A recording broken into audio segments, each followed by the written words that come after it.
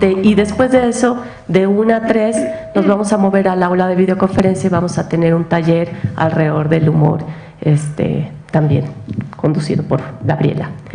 Gabriela, ella es estudiante de doctorado, ya presentó su candidatura en la Universidad de British Columbia, Columbia Británica, y está aquí en México haciendo una estancia de investigación.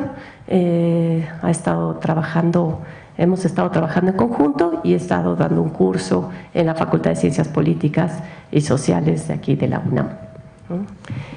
Yo no voy a entrar en más detalles sobre su presentación para que ella pueda presentarse y empezar con su plática. Entonces, gracias. Thank you. You know this is going to be in English, right? Yeah? Okay. No, just checking with you. So as Larissa has said, my name is Gabriela, and I am working at the University of British.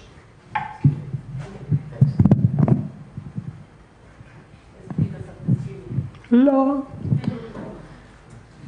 I'm not used to a microphone. I'm sorry. So I'm working at the University of British Columbia, and my PhD is about the different aspects of humor.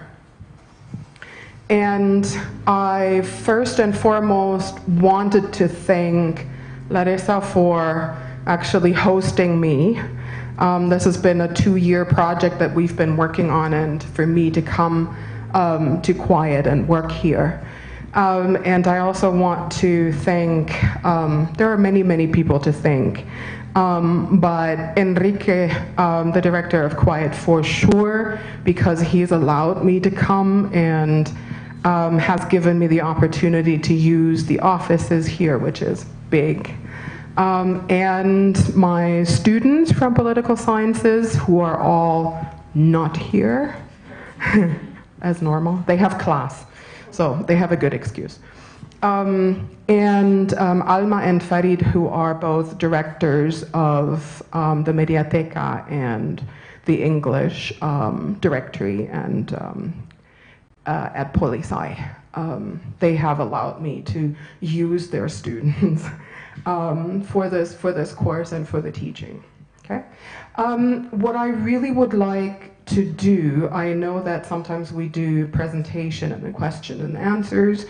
I really would love if you have questions for me during the presentation, just stop me and we'll have a conversation. I rather prefer that than the very formal question and answer at the very end. So how did I get here? So you have to know that I'm originally from Italy and from Germany. And I graduated in Germany, went to Italy, and then moved to Vancouver, where I now work. And we usually do this so that you have an understanding of who the person is who's doing this research, because this is a very personal project for me. This is not just, oh, I'm researching this and this is an interest. No, personally, I'm a humorous person. And as a humorous person, I got really interested in knowing what is this thing that we call humor. So my family is very humorous. I came to Mexico and people are very humorous. Back home, people are not very humorous. But I've trained my friends, so they're okay now. But I got to thinking in the ESL classroom where I worked for a number of years. So ESL, do you know what ESL is? English as a second language. So I've been teaching English as a second language for almost 30 years. And one day I had Saudi Arabian students, I had Chinese students, and I had some people from other countries in my classroom, and they would not talk to each other. You could see those groups, they were working with each other, but they were not working within these groups. And there is the gentleman that I thanked before. Hola, Enrique. Muchas gracias. So I saw that these groups would not work together. And I was thinking, what do I do? And then it got worse. They were openly racist to each other. And I was thinking, there needs to be a way that we can have a discussion about this. So the pedagogical possibilities, right, of humor. What can it do for us? And I started to use a stand-up comedian called Russell Peters, who is a Canadian, an Indo-Canadian stand-up comedian.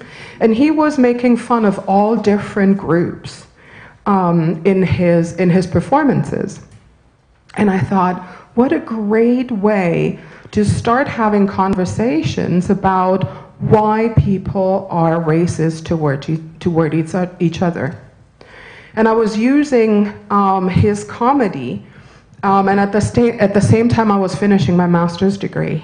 And then I approached a professor and I said, would you be interested in being my supervisor in my PhD? And he looked at me and said, I have no idea about humor.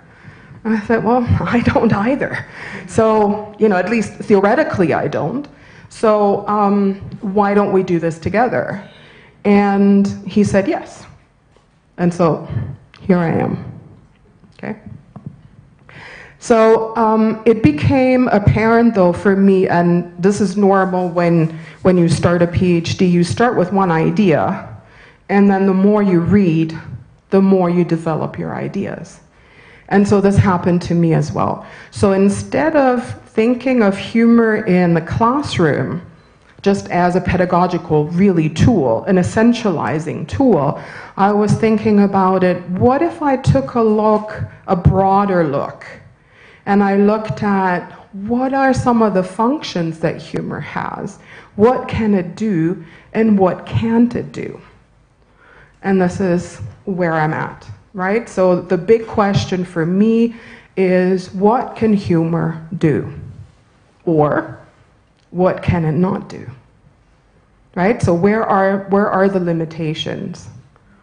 So I invite you to come along with me in this presentation today, and maybe I get more insights from your questions and from your comments as well. That would be nice, okay? So I'm going to introduce a little bit about the theories around humor. Very briefly, the literature is huge. At every time in history, in human history, philosophers have posed the question, what is humor? Right? And from thinking about humor as something that happens in our bodies, right? The humor of our bodies, being angry, being happy, having phlegm. Do you know what phlegm is? When you're coughing and the stuff comes up, that's phlegm. So people were talking about humors of the body. And only in about the late 1500s have we started to think about this word, humor, as meaning something else, as meaning something funny or comedic. Okay? I will then talk about the functions of humor, right? Or some of the functions, and what my research lens is, and then technically we have Q&A, but as I said, please ask me if you have any ideas. So there are many, many, many lenses through which we can think of or theorize humor. So for example, if we're going into the different critical theories, then we're getting a different answer to our question.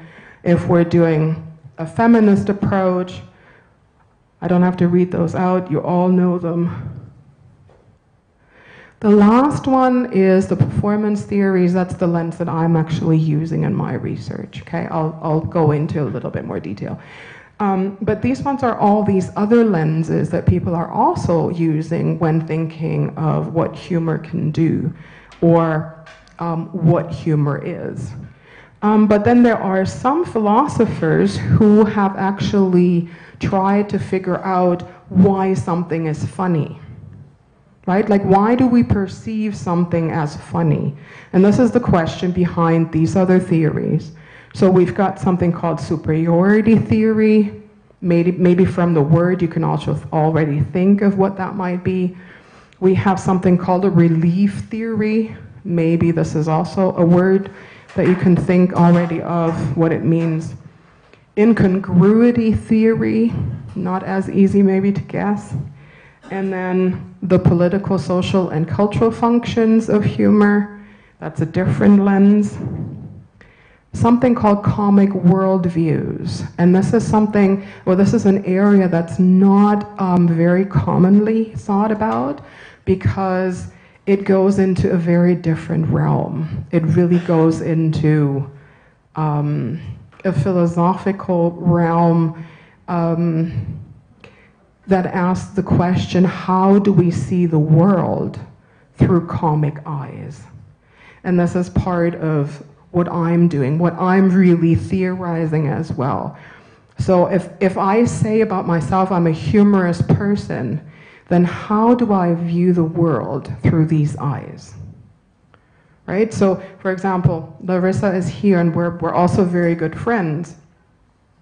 And so sometimes we walk along the street and I stop and I take pictures, and she looks at me like, why do you stop again? Why are you taking pictures again? And then she looks at, or I show her the picture, and it actually is something funny that I've seen, that, for example, she has not even noticed, right? So I'm walking around in the world with a particular set of eyes, and this is my comic way of seeing the world as well. So, one thing that becomes very difficult when we try to define and understand and describe humor is that it's always, or any kind of theory that we're using is always partial. It may explain a specific aspect of humor, but it doesn't explain it all. And this is sometimes frustrating, because when you're using a humorous phenomenon and you are trying to define it, the moment that you're putting the definition around it, it slips out of your hands. I like that. A lot of other people can't handle this because we need certainty sometimes, right? For me, this is what is exciting about humor, because it lets me look at a phenomenon from different perspectives. And when I try to think, oh, I figured this out, another perspective comes. And this is really beautiful. But this also means that we have to accept that our understanding of humor is fluid. It's only partial, it's contextual, right? And it's geographically bound. So if I'm telling you a joke from Canada, you might not understand the joke, right? Because the geographical context is so important. The same way, I told you before that I've been teaching this course in political sciences, and the students are sending me jokes or memes or other expressions, and sometimes I say, well, you have to explain this to me because I don't understand, because I don't know the context, right? So this is sometimes the difficulty when you're trying to translate humor into another language. Sometimes it's possible if the two languages are connected in a linguistic sense. So for example, if I have a joke in Italian and I want to translate this into Spanish, the possibilities are really high that it's possible. But if I try to explain something from German into Spanish or translate it, it might not be possible, okay? So just to show you how my mind works, oh, you guys are laughing. Woohoo, I can go home now, okay?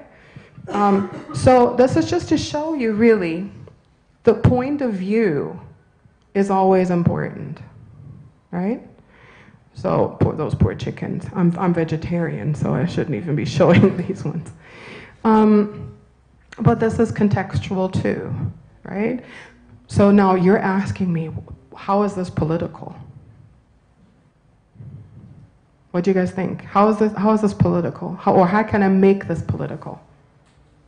What do you think?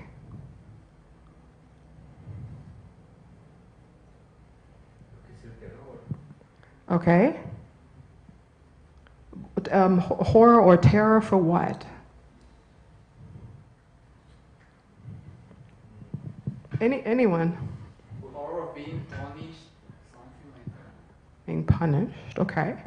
But how does this become political? Who? Of control, yes, absolutely. Who's controlling whom?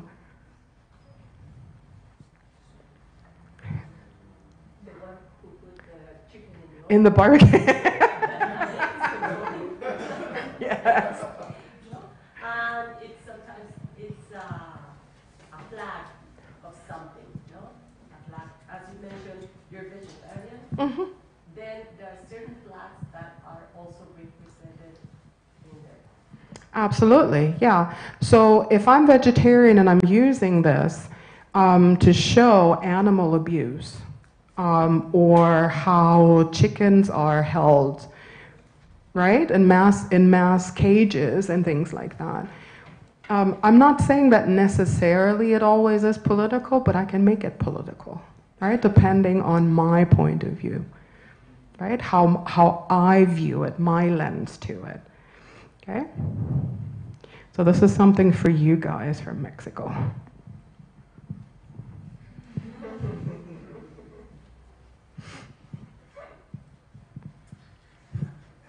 Larissa is already shaking her head. It's like, oh my God, she's bringing these things again. So how is this political, or social, or cultural? Remember, that's sort of the idea behind it. What? Yes. Because of the linguistic aspect of it, because of the I. Mm-hmm. It's an I. In Mexico, it's an expression. It's the reversed exclamation point, right? Yes. Mm-hmm. Yeah. So, and then you take the apple and convert it into a chile Mm-hmm. with the bite from the apple from Mac Mm-hmm. and make it something from Mexico. Like Mm-hmm. Yeah. You make something from a brand to something localized in a country and take the expression and the symbol of the chile to make it even more funny. Mm-hmm. Yeah. Is anybody offended? Any one of you offended? No? You should. You should be offended. Problem with the pepper of the chili is like a gay flag. For example, yes. So we could actually see this also as a gay pride flag. Yes. Could be, for sure. Absolutely. Mm-hmm. Yeah. So you're peeling back different layers of this. or Yeah. maybe because it's I'm Mac, iPhone, and it's all about technology, Mm-hmm. and then I weigh Dynamita is because it's all about expressions like of common people. It's Mhm. nothing to do about technology. Mm-hmm. Mm-hmm. Maybe because of that. Yeah, very nice. Very nice. So the top half is first world. I'm just putting this into quotation marks, okay? I don't necessarily like this distinction.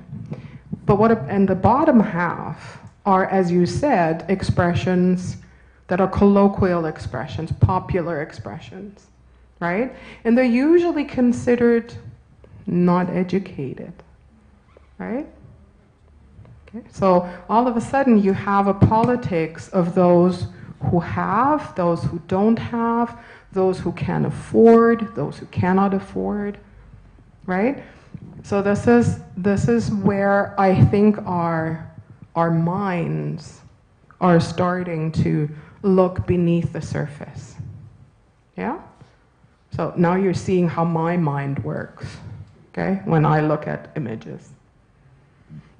So we're going a little bit into theoretical ideas, and I'm not going to spend a lot of time, but I told you that there are really important philosophers that have tried to understand what humor is and why it makes something funny. So Plato and Aristotle were two of the big ones, and they came up, or in consequent centuries, people came up with this idea. Well, we're calling this superiority theory because it really goes to show us that sometimes we find things funny when we are looking at the misfortunes of others, right? In German, this is called Schadenfreude, and in philosophical circles, this is still used as a word, right? The Schadenfreude.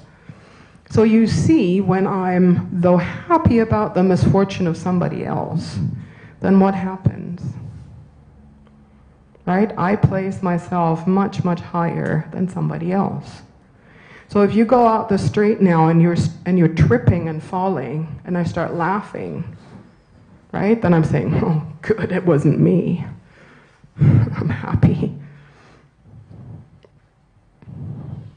This is used, though, very much in jokes about ethnicities and racial groups, right? So if I am, for example, my dad is Italian, my mom is German, right? So in the 1960s, my dad moved to Germany. And in those days, migration and immigration from the Mediterranean was big.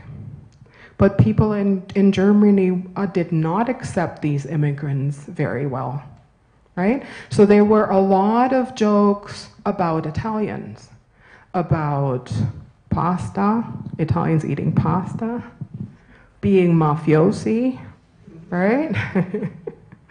Playing only the mandolin, right? Being uneducated, being dirty, right? And the jokes reflect this.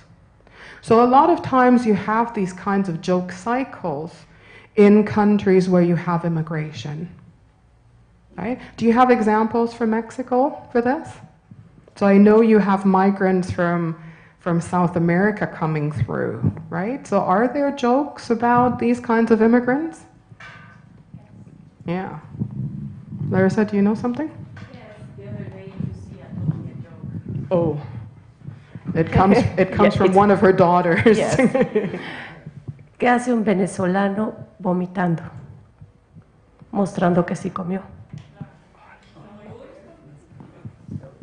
It's a very heavy joke. Very. But as you said, it's racist, and it's showing some laugh at misfortune from the others also. Absolutely, yeah. No? Yeah, exactly. Okay. Do you understand this? I mean, it's not difficult to understand. It's horrible, but not difficult to understand. Okay. So these ones are joke cycles that at different periods of time you have a different kind of person. So in Europe it was people from the Mediterranean, Italians, Spanish, Portuguese, those from the former Yugoslavia. In Mexico you might have anybody from South America. In Canada we don't joke about anybody really. Sorry. Okay? So the next big theory is relief or release theory. So the moment that you hear the word Freud in there, you should be wary. You should know what's coming. So Freud was thinking that joking is an expression of the subconscious, right? And we are laughing in order to balance, right? To balance something out. So there is an energy building up in my relationship with somebody else, for example. And I'm joking with this person, and my tension rises. And so I need to laugh, or I need to create a punchline in order to release this energy. Okay? So can you think of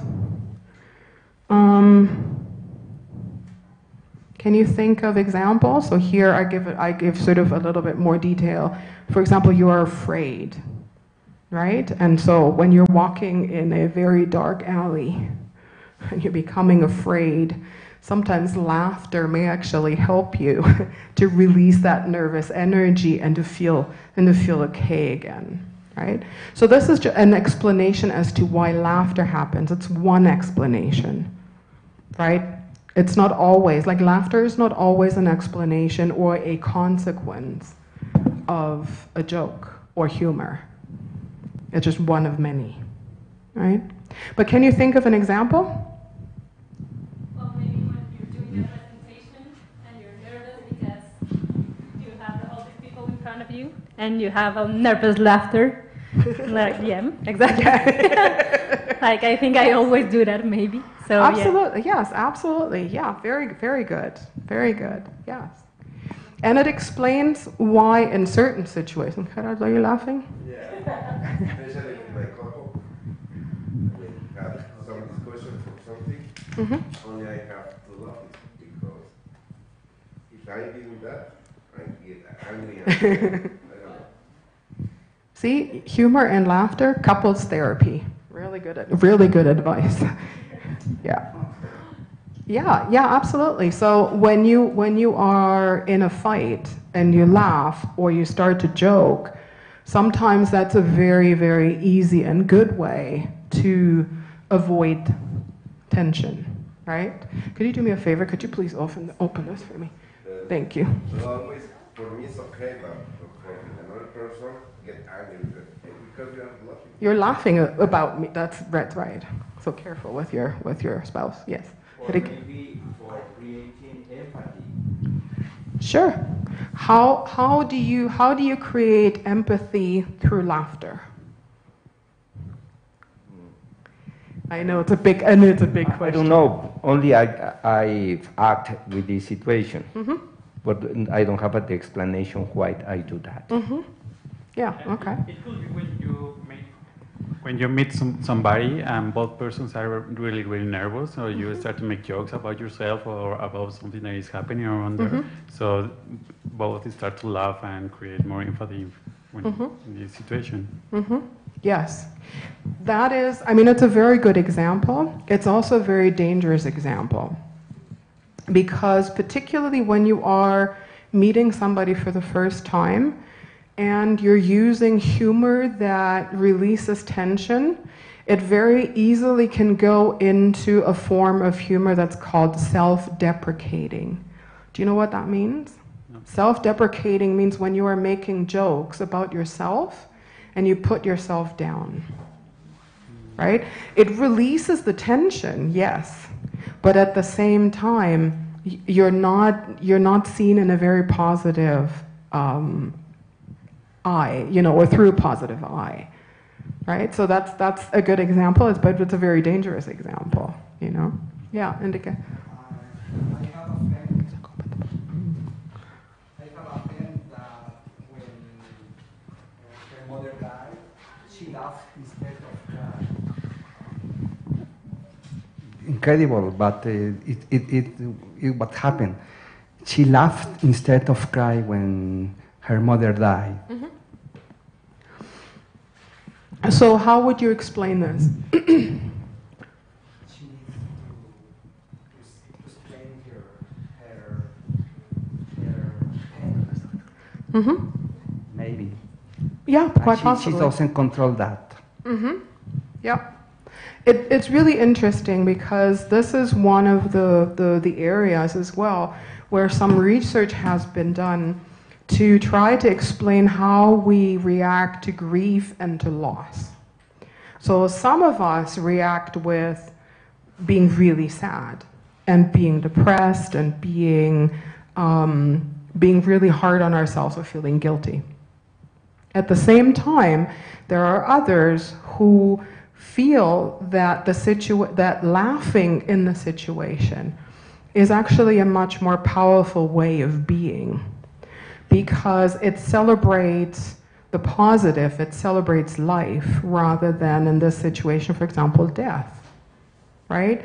So this is an interesting part, because I am working with disaster humor. So people that have gone through disaster and how they are dealing with the disaster, but in a humorous way. And to see what they do and how they do this, right? So this is why I said at the beginning, laughing is only one way of approaching life or approaching something that happens in your life. There are many, many, many, many different ways to a humorous event, right? So the other section says that when we are in this particular kind of relief theory, or we're looking at a phenomenon through that, it also is talking about some of the taboos that we're overcoming, right? So with the students that we had in class, and I see somebody sitting in the audience now, and Miguel, who was the teacher of the course, so I welcome them too. We were talking about the fact that when we are encountering a taboo, then we have different reactions, right? And a lot of these reactions we can actually feel in our bodies. And a lot of times, like the students brought me a meme that depicted an Indian chief, and underneath it was, we're not celebrating Columbus Day. Would you celebrate Hitler's birthday? And they shared this with me, and the hair on my arms stood up, right? For them, they had no emotional connection to this. For me, it was a taboo that I reached, because I was born in two countries that have both histories with fascism, right? So to me, this is history that's very close to me. And you don't joke about Hitler's birthday, right? So, but this is, my body was reacting. So this is how a lot of times, through laughter, of course, but this is also how we see that we're encountering a taboo. Does that make sense to you? Yeah? Many, many of us, because we are working and living in academia, don't actually use our bodies, right? We're using our heads and our minds all the time, but we don't really feel what's going on in our bodies. And this is definitely a theory that's trying to understand what happens there as well. Okay? So, the last one, this is the major one. This is probably the one that now is used most commonly to explain why something is funny. Okay? So this is a theory that sort of looks at, maybe are you able to read this? Is this big enough? Yeah? Do you want to read this for a second? Because it's a lot of text. So, humor is perceived at the moment of realization of incongruity between a concept involved in a certain situation or perception and in the real object in some relation to the concept. Okay?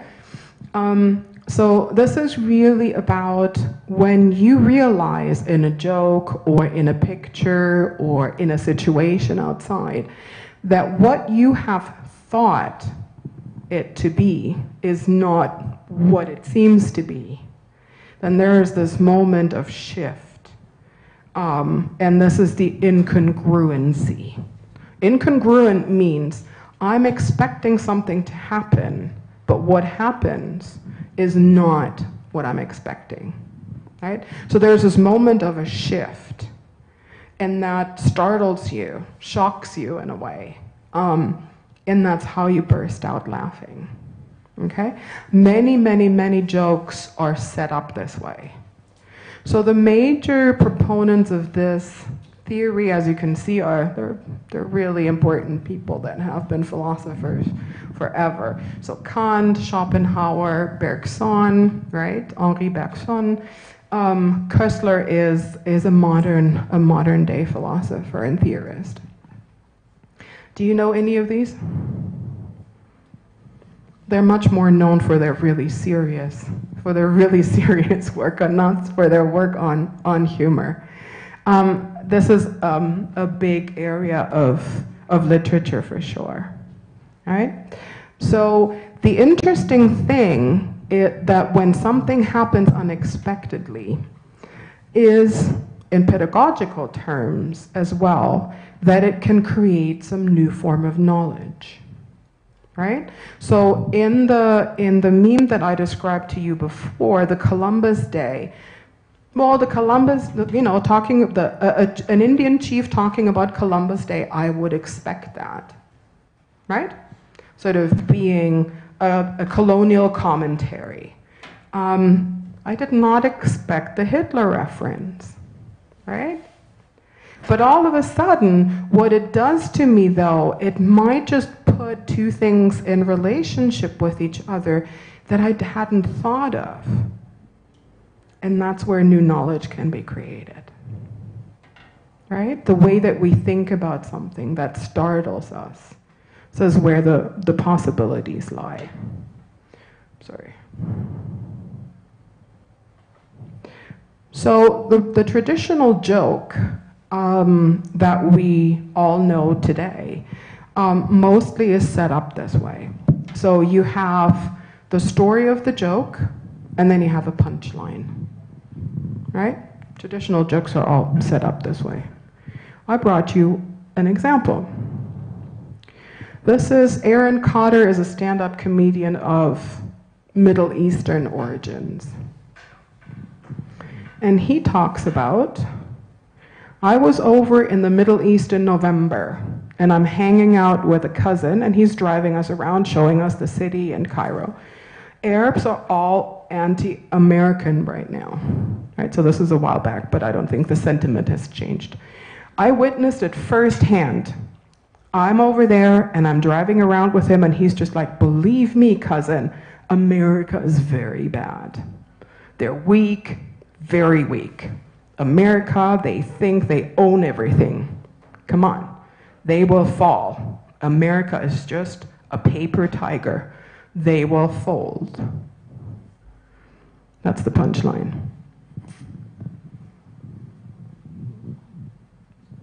Oh yeah, you hungry? Okay. What does it tell about some of the political, social, and cultural aspects that I've been pushing you to think about? What does that say? Yeah. Well, in the first paragraph, he's talking about how he doesn't see America as a big threat or that is very weak. And in the punchline, he starts to talk about restaurants and fast food restaurants that are from America, actually, and it's a way to see how much influence America has actually and power, because the first options that he mentions are, well, from America. It's not only that he sees them as a threat or something, but it's that they are already, at least the America, well, capitalism, yes, and globalism. It's already in his country, and he is not like, it's not that he sees it like a threat. It's just that it's his normal day, his normal life. Mm-hmm. It's already in his unconsciousness. Absolutely, yes, good. So if you think of globalization, right? And capitalism being one manifestation of that. Go one step further. Think of some other kind of relationship between America and Egypt. So this is the most recent one and what the joke is trying to tell you. But the joke goes much, much deeper than this. This is why it's actually so good. But it goes deeper. Any ideas? They're kind of allies, right? Sorry, say again, Miguel, I can't hear you. They're political allies, right? Yeah, yeah. Mm-hmm. Yeah, yes, absolutely. Yes, absolutely. Yeah, so it's not just economy that's at play, although it seems that way, right? But there are political allies. As far as I remember, America was quite instrumental in supporting Mubarak in power for over 30 years that he was in power, right? So there are other forces that are at play. And I think these kinds of jokes really are showing us what kind of aspects, if we are starting to look a little bit beneath the surface, like what they're telling us. This is also where I see the pedagogical possibilities to happen, right? Because we are confronted, yes, we laugh about this, but maybe there is this moment when we actually are stopping and thinking. We might still laugh about this, right? That's totally fine. But maybe there is something in our thought process that happens that makes us think about something else. So I'm not the only one sort of theorizing this, right? I'm brilliant, but but there are other people who have done this work for me as well. And sometimes I'm putting pieces together. So there's a philosopher called David Applebaum, and he is talking about what happens when even for a fraction of a second we just stop, right? And in fact, his book is called The Stop. So he theorizes it all in a slightly different context. But I'm saying, what happens when we are reading or listening to something in humor, and it gives us this small moment where it triggers something with us, right? That's pedagogical. That's a pedagogical possibility, right? Yeah. Does that? You guys understand me? Crazy. So maybe we'll check a couple of images. Can you read this? Every taco is hand-rolled with exotic Mexican spices by genuine Mayan virgins. And then, or Carlos, depending on who's available in the taco truck. So this is not a picture that I took, okay? This is something that I found. But what does it tell us?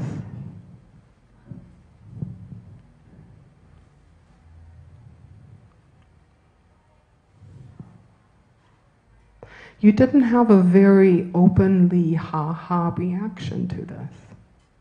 Why not? Well, because it uses the word virgin.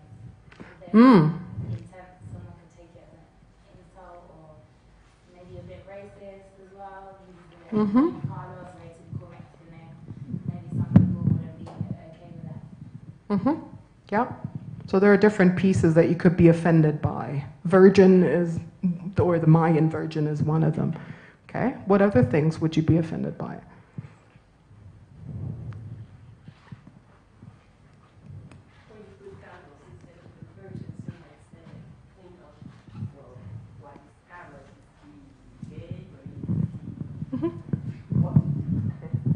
Sorry. When you put Carlos instead of the virgins, you're also giving some presumptions about Carlos. Nice. Yes, absolutely. So maybe we're bending gender ideas here as well, depending on how we read the inscription of the truck. I mean, as non-Mexican, I laughed because I feel it's playing quite nicely with stereotypes, right?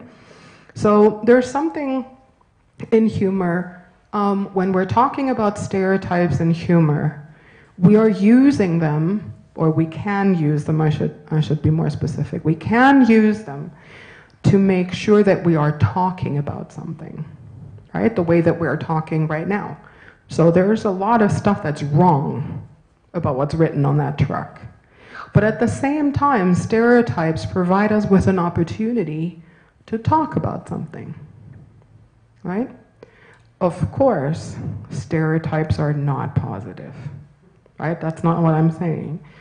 But stereotypes serve a purpose, right? So when you come in here and you see me sitting here, you have an idea about me, right? So you saw the flyer, you saw the description, maybe somebody told you about me, but you have an idea, you have an image. And you're trying to put somebody in a box, because as human beings, we need the box. We need to know who we're dealing with. Can we trust this person? Once we're using stereotypes to discriminate, that's a different story, right? But humor plays a lot with stereotypes, with stereotypical and archetypical figures, because we need to somehow identify with them. I don't know how he came up with those Mayan virgins, but he was trying to be funny.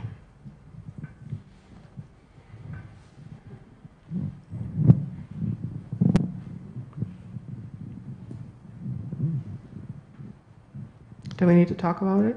No? Okay. So these ones are all examples to somehow help you with those theories that I've been talking about. There's one more, and that's the comic worldview, right? So I said to you before, I'm sort of theorizing what that means to me.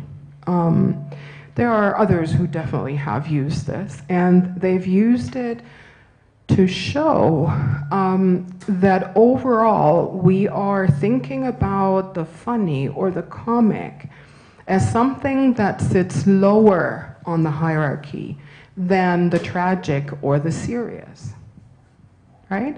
So when you go into a lecture, then usually you're expecting your professor to be quite serious. You might not remember anything that the prof has said to you, but, right? So in order for somebody to be considered an academic or to be considered a scholar, you have to be serious. So I'm talking about our world, right? But it's the same in a lot of other professions. But what about if we are tracing this back and we're saying, well, wait a minute, this is not just how things are. They have been created this way, right? And then we might start to think about things in a different way. Okay? So this is where the worldview comes in. So overall, in art forms, in literature, tragedy has always been considered a higher form than the comic expression. Okay? When we look at the figure of the hero, for example, then the tragic hero is the one who goes on a crusade, right? And fights. And the comic hero is the one who mocks. But somewhere along the line, we have lost this idea that these ones are two parts of the same phenomenon. Right? Nowadays, we think, oh, if something is funny, it cannot be serious. And this is part of what I'm working with, because I'm saying otherwise. Okay?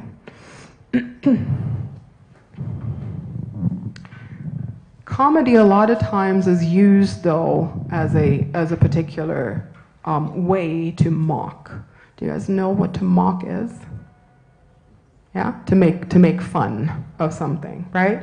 So about hypocrisy, stupidity, vices, and other things that are shortcomings.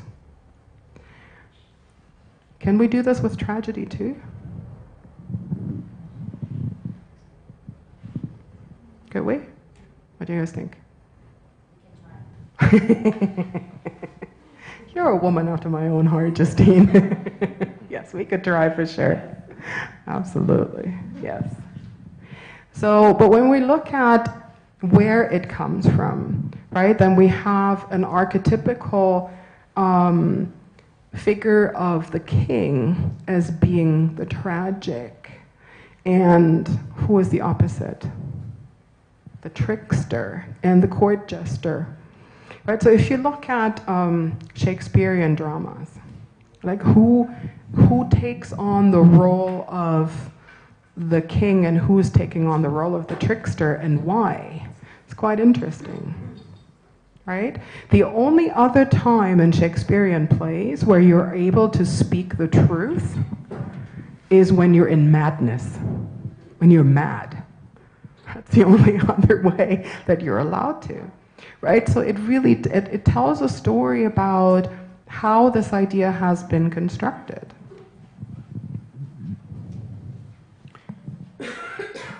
I told you already about this.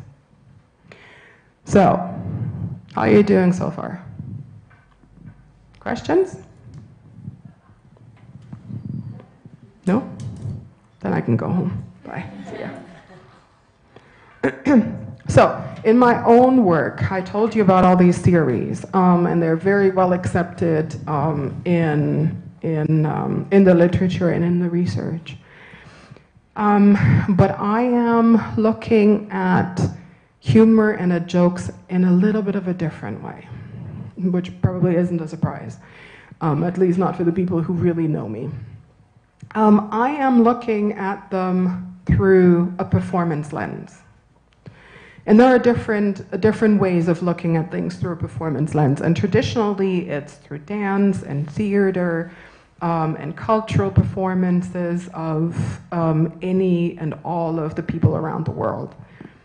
What my lens, or what I'm trying to do, is to take a look at the processes that make something happen, that make humor happen. And so, for example, I'm thinking about how, in particular, in the post-disaster context, or in general even, how can humor perform memory? I'm just asking the question to you. How do you think that's possible?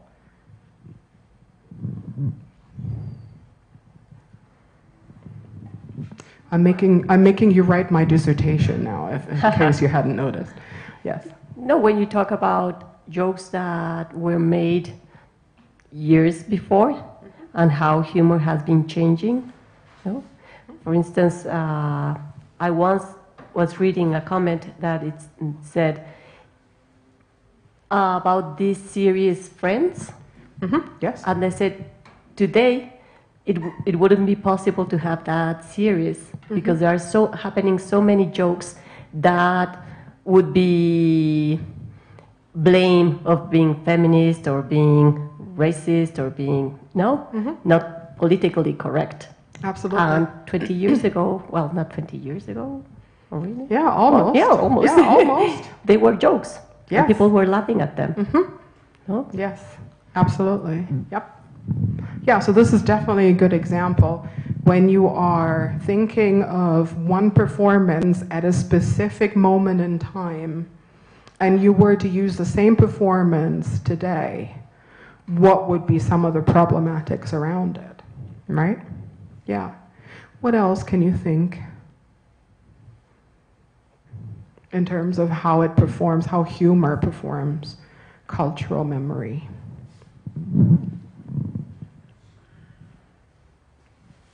I don't have one answer. Only I have one question because I am thinking in distance education, how to practice that. Ah, okay. So, in the literature around performance, the idea is that we all perform, right? So we all perform gender roles, we all perform our academic roles, we all perform all different kinds of roles. So and particularly in teacher-student interactions, there's always a performance of sorts.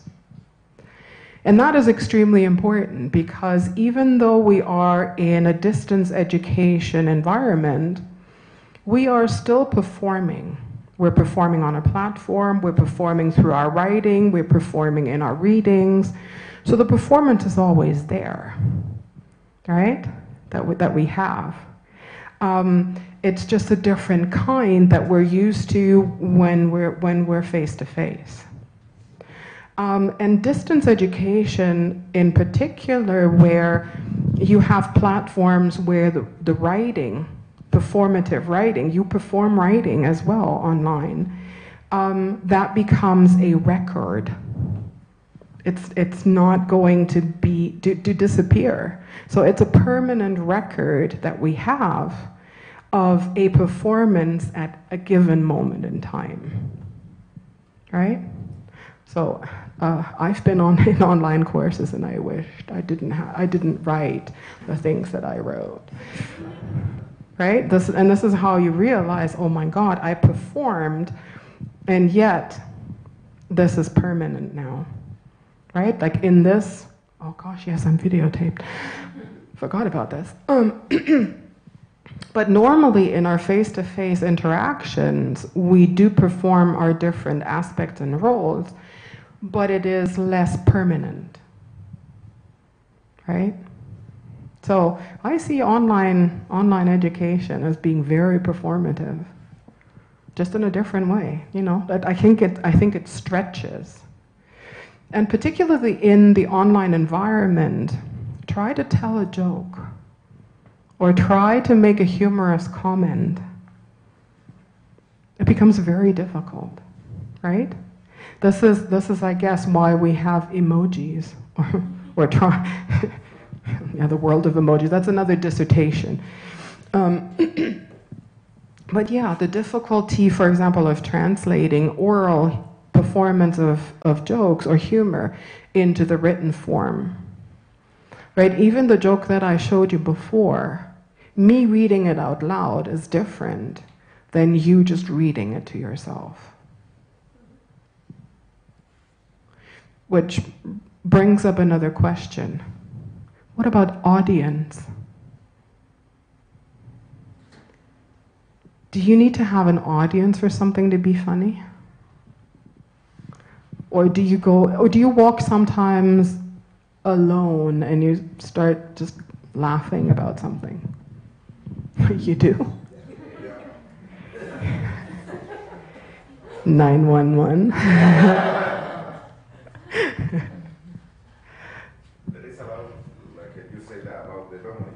Mm-hmm. Because you have something in your memory and you check something that happens in the street, and that thing remembers something in you, and then mm-hmm. Yeah. Mm-hmm. Mm-hmm. It's nice that you're connecting this to a memory that you have, right? And you're laughing about that particular memory. So a memory activates something in our heads, and the response might be laughter. Yeah, nice. Okay.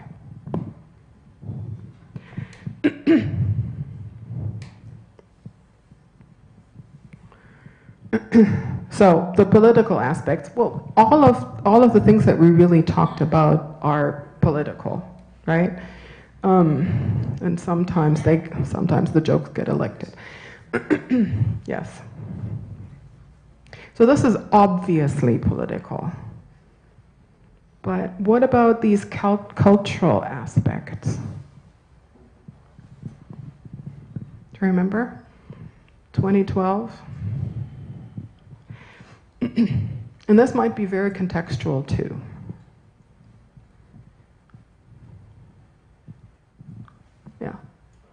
think for us it has a problem because we relate that to Mexica or Aztec culture and not Mayan one.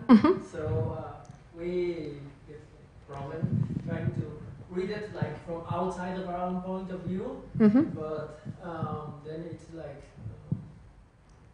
it's a joke about a joke. It's good, yes. kind of fun, and then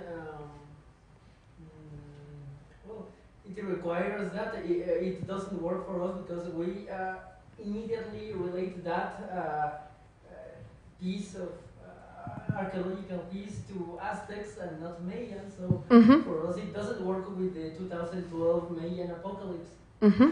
Yeah. So culturally there's a mistake in there. Is that what you're telling me basically? For you guys? We can tell easily because we are told that in elementary school. Yes. Yeah, good. Okay. So this is sometimes what happens, right? Like crossing boundaries contextually, right? So for me, when I saw this, it was funny because it was making fun of people thinking, oh my God, the world is going to end, right? And that was not something that in the Mayan calendar or was ever talked about. So there's wrong information, you know, given to people, right? So, what about the functions of humor? So we talked about the reactions to humor, but what about the functions?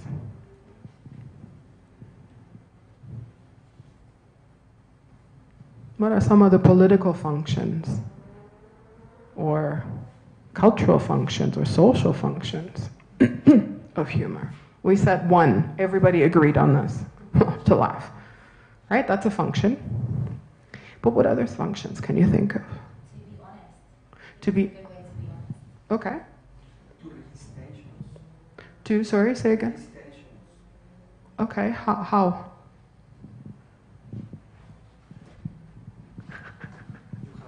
are in a bad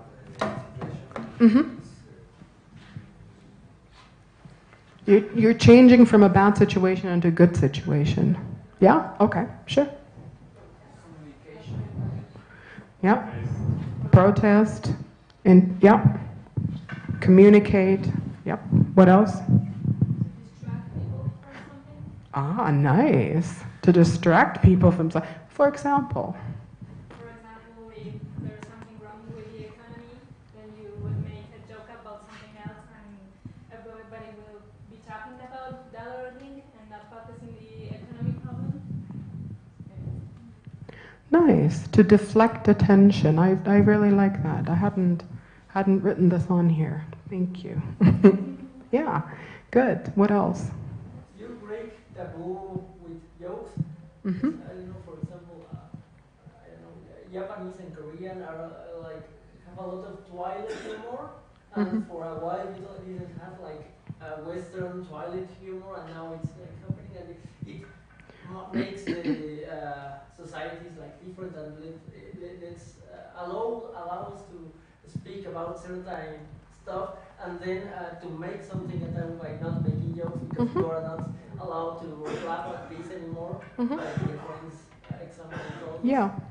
Yeah, absolutely. I really like what you just said. It breaks down, or it can break down taboos, or it talks about taboos.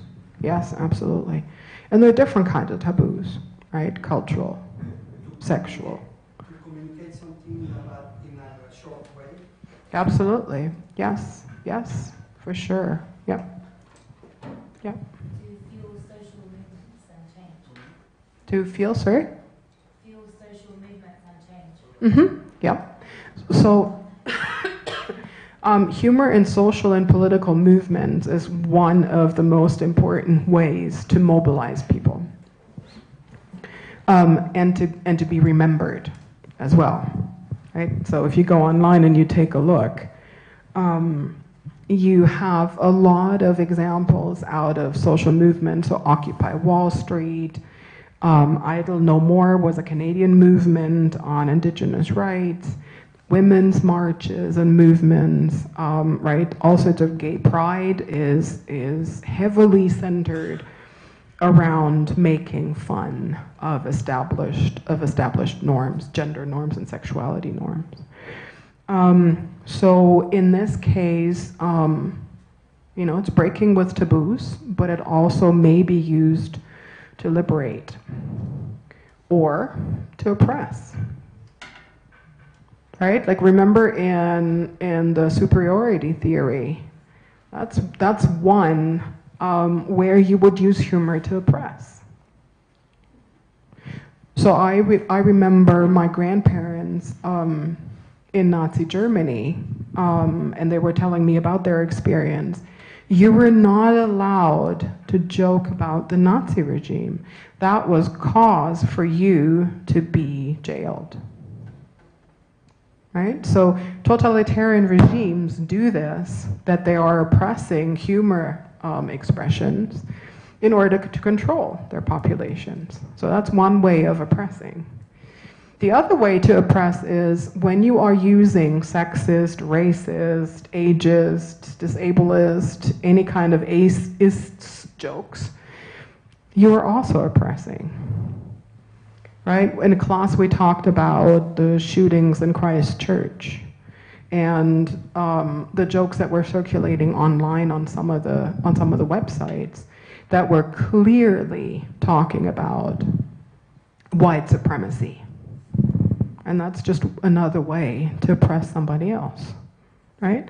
So this is interesting with humor because you have this dual purpose. You can rebel against something, and at the same time, you can reinscribe mechanisms, right? So you can subvert and rebel. You can expose stereotypes, things that we actually that we have already talked about. One thing that we haven't talked about is, have you ever been in a group of your friends and this group of friends makes jokes and you're feeling, oh, we belong together? And then you're making fun of somebody who is outside of that group, right? Humor has this function too. It reinforces the relationships within a group at the expense of somebody who is outside of that group. So think of social movements.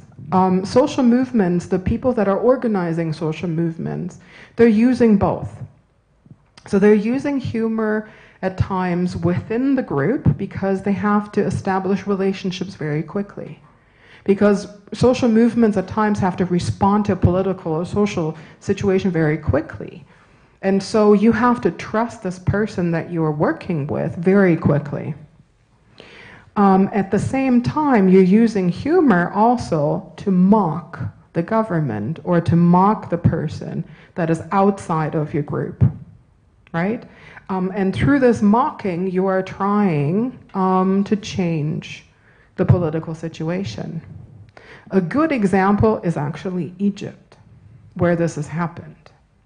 Okay?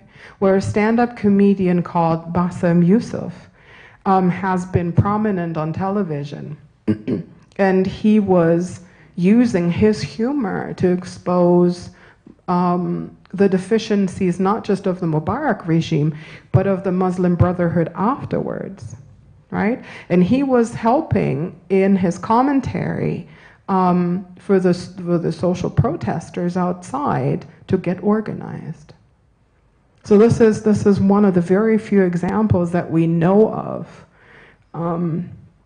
where humor has had this extremely important role. Humor is always a really important role, but this was one where we could actually see a direct relationship between the humor that was used and the toppling of a government or a totalitarian regime, right? Mm-hmm. What, sorry? It's 1:20. Wow. I should just shut up now. Okay. So as you see, right, studying humor is actually quite a complex and well-reaching area of research. where you don't only know about the jokes and the humor, but where you actually also need to know about what's going on in the rest of the world, right? So you have to be quite present, politically, socially, and culturally. So the way that we've organized today is that we have this sort of conversation, lecture, seminar, whatever you want to call it. And then afterwards, we have some time until 3 o'clock in a workshop. And I've brought questions, I've brought quotes, and I've brought examples of other humorous things that we can work with. And I'm inviting you to participate.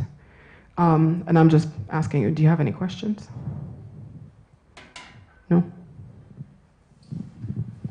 No?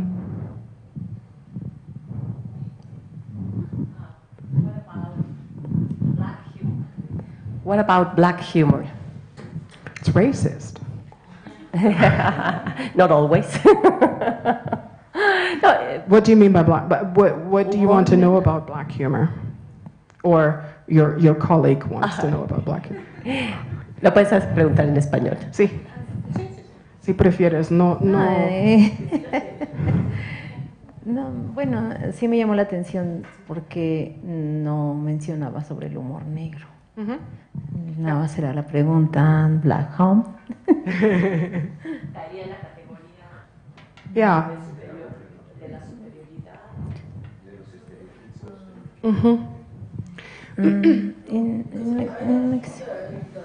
It is black humor like that. It's like dark humor. It's like cruel humor. It's not black, so it's not like stereotypes. It's like it's different because it's not about the race of people. It's about humor about death, for example, or the kind of humor that Rick and Morty has.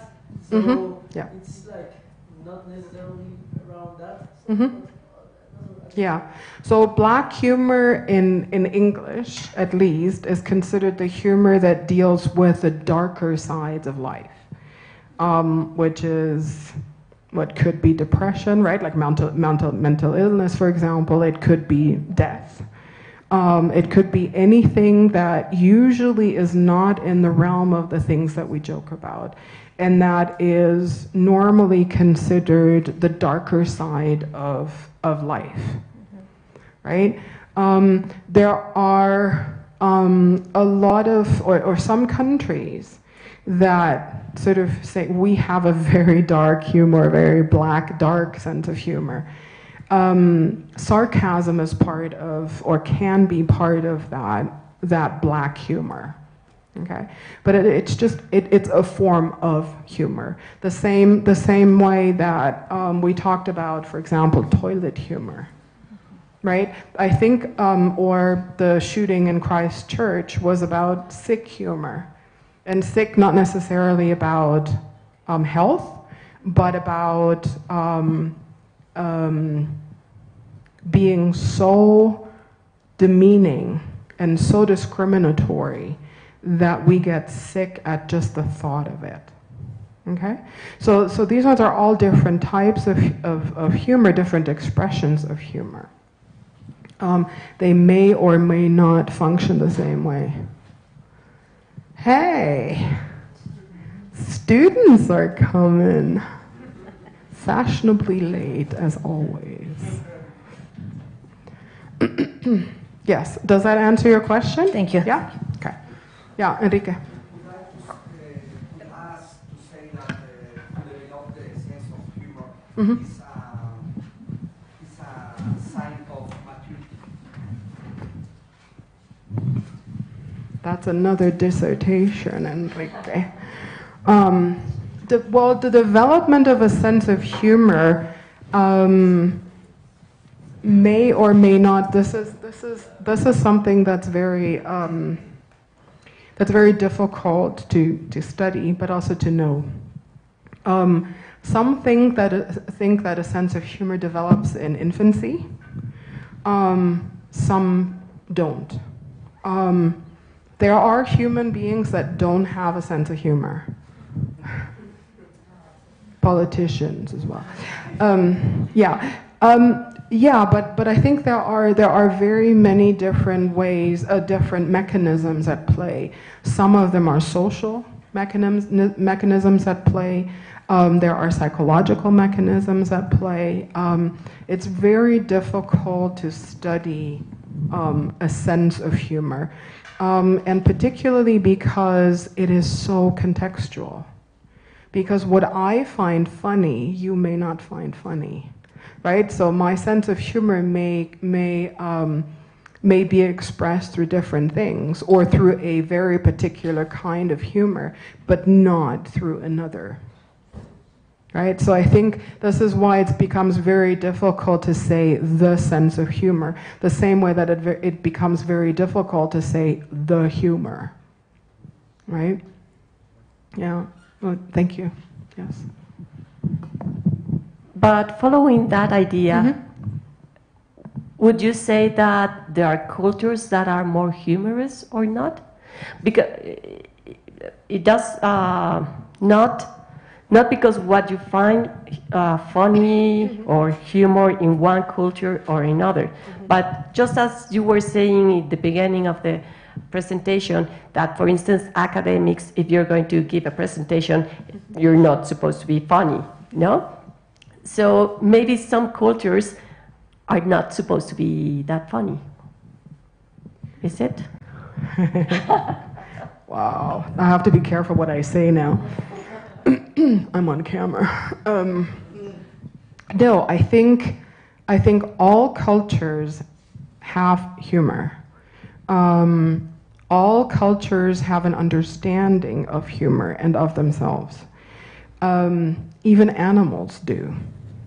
There are animals who laugh, right? So we're not the only ones. I think it becomes very difficult when we, and this is part of maybe thinking about being superior to everybody else, or we have a much better sense of humor than X. I think it becomes very difficult. If we look, so for example, about the figure of the trickster, the jester, it seems that this particular figure of mocking, of playing, of making things upside down exists in every culture, whether it's oral or whether it's in written traditions. Right? So there are indicators that certain things are universal. It's just that if we come from a ethnocentric perspective and to say, oh, we are so much funnier than those Germans, you know, then I think this is then using humor again to elevate myself and to put others down. This is what, you know, in this moment, this is my answer. This would be my answer to you. Yeah. Okay. Anybody else? Yes. Two questions. The first one kind of follows that, not in the sense of a more or less humorous culture, but rather if the languages allow for different developments in the humors of certain cultures, and if there is like some sort of study about how the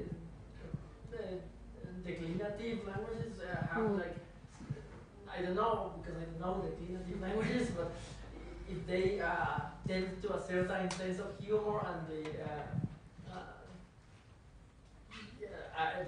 Eastern tends to a different kind of humor, and then English and the Romance languages tend to a different kind of humor. I don't know if there's like another, like some study about that. Yes, absolutely. There are areas, or there are scholars in humor studies that study exactly that. They're studying the semantics, right? How different words and different contexts become funny in a particular language. I'm cautious, simply because if we are starting to dissect language into its smallest entities, we're risking to take away from the meta perspective of humor.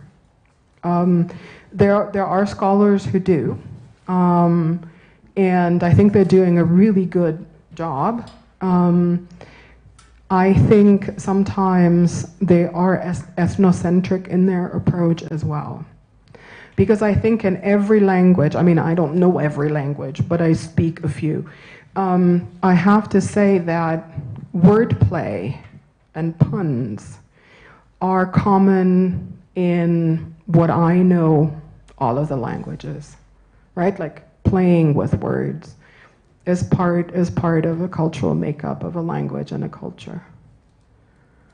You know, it might not always be the way that we intend jokes or memes today, but they might be funny anecdotes or stories that are told in a particular way or performed in a particular way that makes them, that brings the humor of the people out, right? Just remember, humor studies is a humongous field of study, and it's severely interdisciplinary. So you have people who are looking at it from an anthropological perspective, from a semantic perspective, from a rhetoric perspective, from a folkloristic perspective.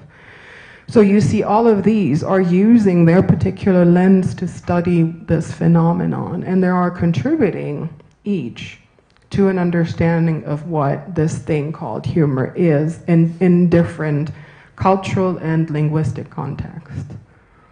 You know? I have a question. I am thinking about elegant and vulgar, and irony and sarcasm. How to get the medial term for laughing well, for being well?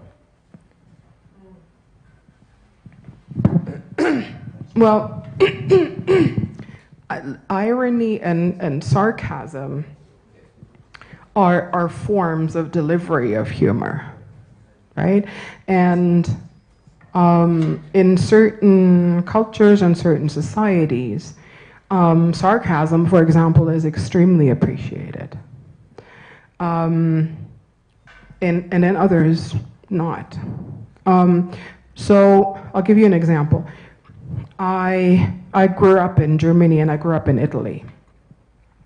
When I moved to Canada and I taught English as a second language for the first time there, I used my way of being, my being sarcastic, very sarcastic, in the classroom.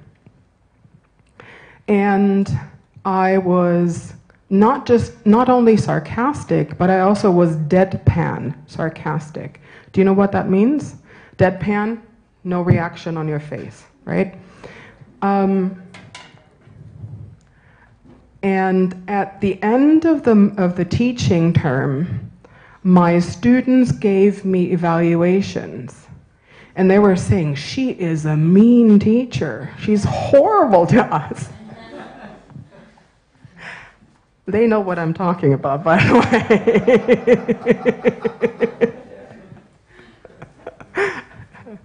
way. And so what was normal and what was common for me did not translate into this other societal and cultural context.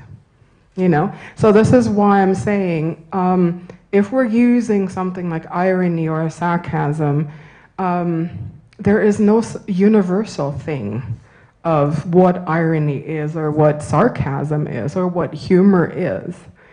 So, don't know if I answered your question, but yeah. Yeah? ¿Sí? Si quieren continuar, no sé. Bueno, sí, como decidan. Como decidan ellos. Sí, porque como sabe, está planeado un taller, la dinámica es diferente, hay un material de trabajo que trajo Gabriela, y entonces la idea sería poder trabajar en el taller, aquí al lado en el aula de videoconferencia, y con esto cerraríamos esta parte de presentación, si están de acuerdo, o si quieren nos seguimos, tenemos de todas formas el espacio. It's up to you what you would like to do, what you're more and most interested in. Ok, entonces vamos al taller y pues gracias por esta parte. No supe si hubo gente que se haya conectado, en caso de que haya gente conectada. Tuvimos 4 personas que se conectaron. I paid them to come and to clap. Tuvimos 4 personas que estuvieron conectadas y les agradecemos también su participación.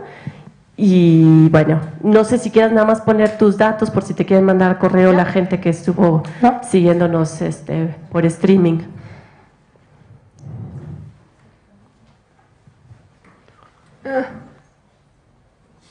Okay. No, sí quiero, es que estaba en la primera. Ya sé. It was on the first slide, sorry. It doesn't show up on my, the pointer doesn't show up on my computer anymore.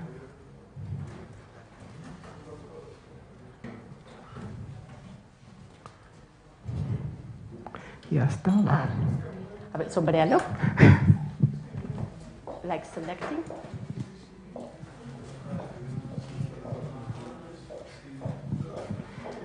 Bueno, hay ahorita aquí afuera hay café, hay galletas y jugo. Entonces, si quieren, en 5 minutos iniciamos y queda en pantalla los datos de contacto de Gabriela. Muchas gracias.